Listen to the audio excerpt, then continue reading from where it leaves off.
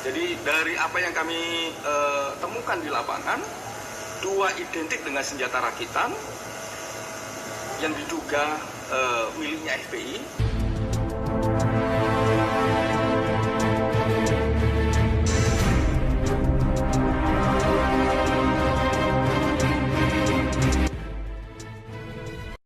Terus 4 barang bukti yang diduga bagian dari selongsong dan dinyatakan 1 barang bukti bukan bagian dari selongsong peluru dan 3 selongsong peluru identik dengan senjata petugas kepolisian.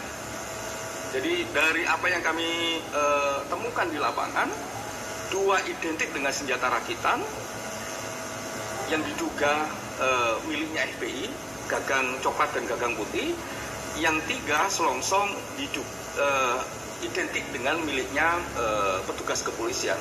Kami ceritakan dalam konteks lapor ini, kami juga meminjam untuk melakukan proses penembakan.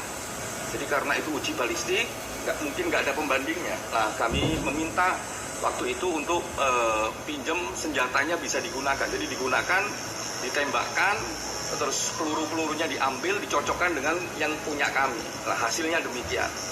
Nah, dalam proses ini semua sangat terbuka, melibatkan masyarakat sipil, melibatkan ahli, bisa dilihat langsung. Bahkan beberapa praktek di lapangan kami juga melihat langsung dengan alat-alat yang ada di lapor. Termasuk juga punya kesempatan untuk menembakkan salah satu senjata tersebut. Jadi memang dibolehkan. Dan ya mereka sendiri bilang ini baru pertama kali ini dalam sejarah lapor laboratoriumnya sangat terbuka gitu. Ini gara-gara Komnas ini katanya begitu. Karena memang sejak awal kami bilang kami menggunakan Undang-Undang 39. Jadi skenario-nya lain, kewenangannya juga lain, berbeda dengan kewenangan di kepolisian. Makanya itu dibuka oleh mereka dan mereka tungguin sampai selesai. Yang berikutnya adalah pemeriksaan voice note dan transkrip. Rekaman suara, pemeriksaan voice note dan transkrip, rekaman suara serta lini masa digital. Dilakukan secara manual, kami lakukan secara manual dan dikonfirmasi kepada saksi yang berbicara dalam voice note yang masih hidup tersebut, termasuk di dalamnya meminta penjelasan konteks dan lokasi. Jadi voice note yang kami dapatkan baik dari kepolisian maupun yang kita dapatkan dari FPI, kami periksa secara manual, termasuk juga jejak digital ini masanya kami lakukan dengan keterampilan staf kami yang agak paham soal digital tersebut. Kami cocokkan dengan keterangan saksi orang-orang yang berada dalam rekaman. Jadi yang voice note si A ngomong, si B ngomong, si C ngomong, lah kami tanya kalau mereka masih hidup, kami tanya ini bener nggak kamu ngomong begini, dinyatakan bener, apa konteksnya, di mana lokasinya, kami tanyakan semua. Nah, yang berikutnya hasilnya apa? Yang pertama adalah mendapatkan skema jalur perjalanan peristiwa dari Sentul sampai ke gerbang tol Kerawang Timur. Jadi kami tahu dari Sentul sampai menuju gerbang tol Kerawang Timur itu siapa saja yang ngomong, di titik mana kira-kira pembicaraan itu ada di voice note. Terus juga kami mendapatkan konteks di luar tol sepanjang pintu keluar tol Kerawang Timur sampai masuk lagi ke Kerawang tol pintu barat, karena itu keliling begitu. Kami jadi tahu siapa yang ngomong apa di titik mana, terus kami cocokin dengan lini masanya dan apa yang diomongkan nanti akan diterangkan oleh Pak BK dengan bantuan itu.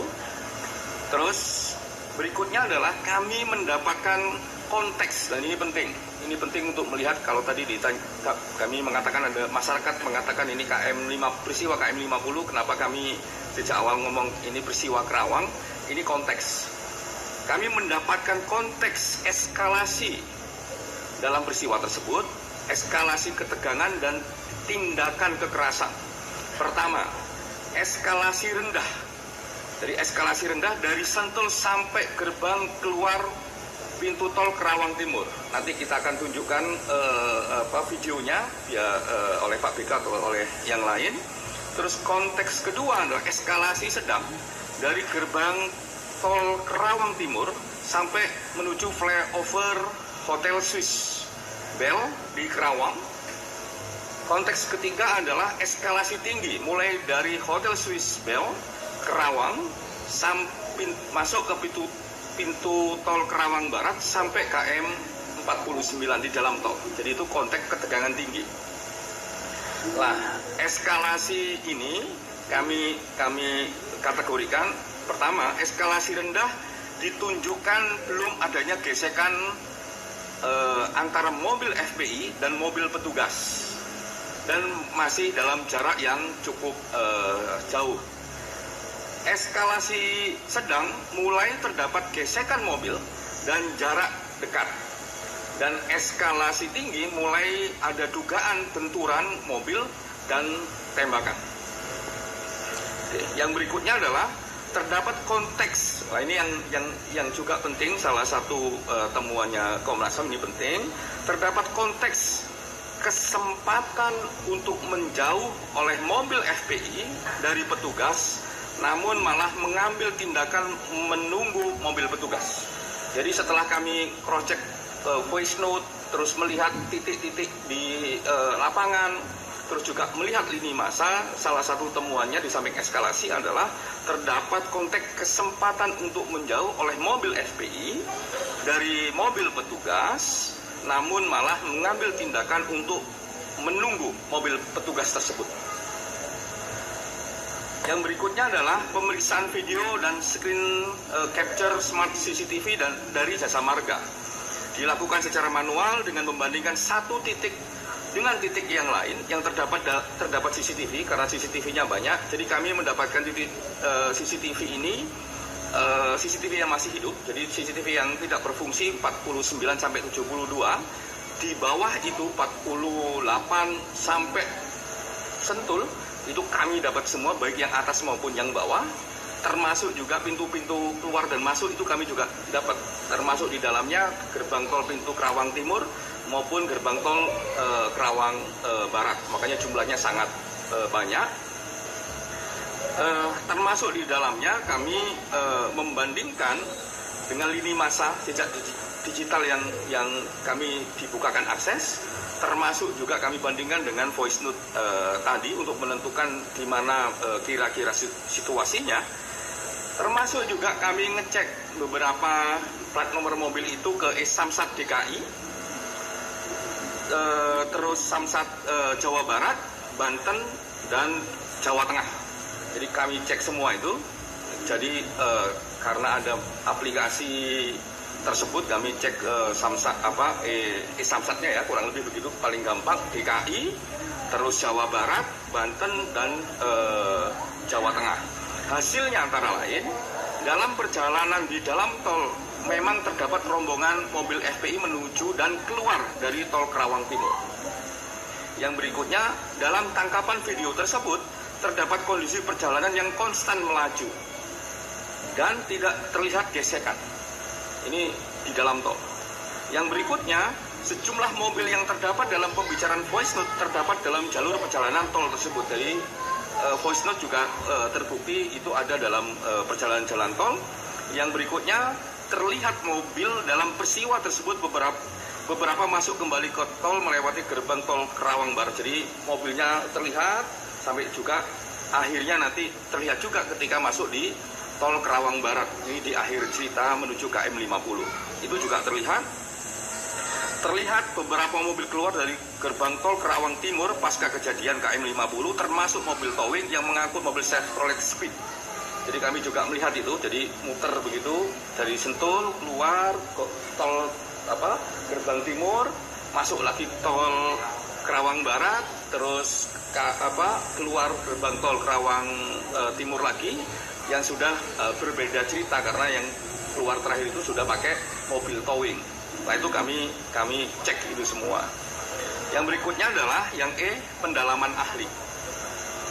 Tim melakukan pendalaman ahli untuk membuat terangnya peristiwa dengan mengundang ahli. Yang pertama adalah forensik kedokteran, forensik senjata dari Pindad, dan psikologi forensik. Hasil pendalaman tersebut antara lain, untuk forensik kedokteran memberikan pandangannya antara lain ini dengan membandingkan foto dari keluarga dan proses otopsi serta paparan PowerPoint dari kepolisian, terus mendengarkan penjelasan terkait kondisi mobil. Jadi ini kedokteran forensik tidak hanya melihat jenazah tapi juga mendengarkan penjelasan dari kami karena beliau juga minta bagaimana kondisi mobil, kami kasih keterangan khususnya kondisi mobil ini lubang peluru dan melihat foto kondisi mobil, melihat juga foto kondisi mobilnya kayak apa. Dijelaskan antara lain bahwa yang pertama terdapat luka akibat tembakan pada 6 jenazah tersebut sebanyak 18 luka tembak. Ini detail ada nanti kami dalam laporan yang kami susun. Yang berikutnya adalah terdapat luka jahitan akibat tindakan otopsi. Jadi memang ada luka jahitan tapi itu konsekuensi dari bagian dari otopsi. Terus C, beberapa foto yang menunjukkan luka selain luka tembak dan jahitan akibat otopsi tersebut bukan akibat dari tindakan kekerasan, termasuk informasi akibat pembakaran, namun karena konsekuensi dari waktu dan kondisi tubuh jenazah. Jadi karena kami mendapatkan berbagai informasi, terus juga mendapatkan foto kondisi jenazahnya sudah banyak yang kayak lebam-lebam, terus mengelupas dan sebagainya. Itu penjelasan ahli dengan melihat perbandingan foto di awal dan di akhir, di awal sebelum kondisi jenazahnya dilakukan otopsi sampai kondisi terakhir yang diterima oleh keluarga, itu bagian dari konsekuensi jenazah dari tubuh. Bahkan juga beliau bisa bilang kenapa kondisi jenazah dengan waktu yang kurang lebih mirip, yang satunya misalnya konsekuensinya lebih banyak, yang satunya kok malah enggak, itu karena posisi tubuhnya yang terdapat gizi, kolesterol dan sebagainya berbeda-beda satu dengan yang lain.